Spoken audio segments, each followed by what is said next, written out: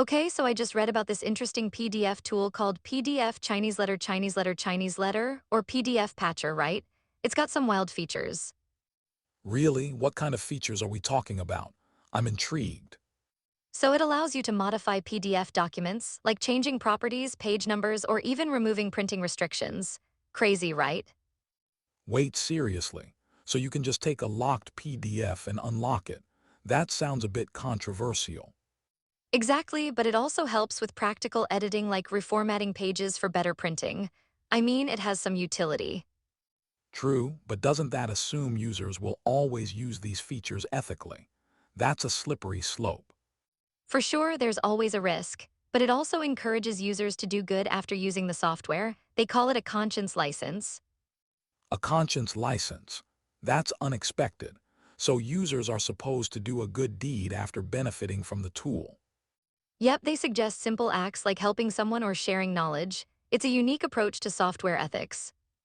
I find that fascinating, but I wonder how many people actually adhere to that. Is there any enforcement? It seems more like a moral guideline than a rule. I mean, they trust users to reflect on their impact. That's a bold move. I guess it reflects the developer's values, but can it really work in practice? Good question. It's more about fostering a community mindset, but it does make you think about software responsibility.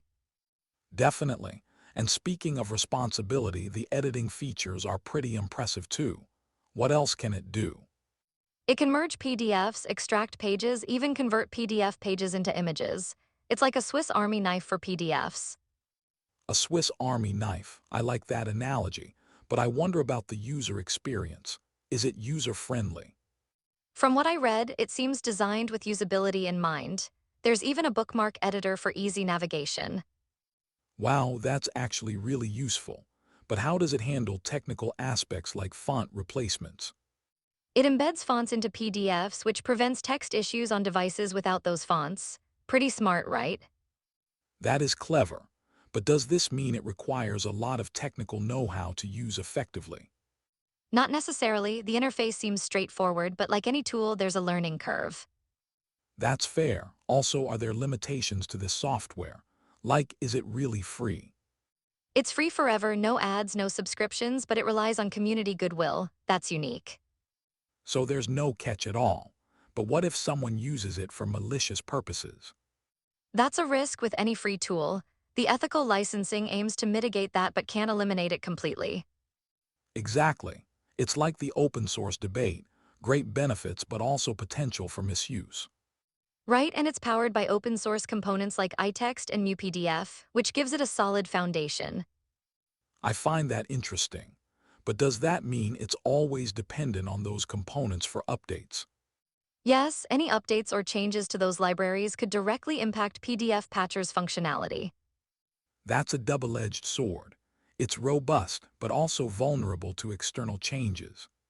Exactly, so it's a balancing act, but the community aspect does make it feel more resilient. True, and I love how it encourages sharing and collaboration. It's more than just a tool.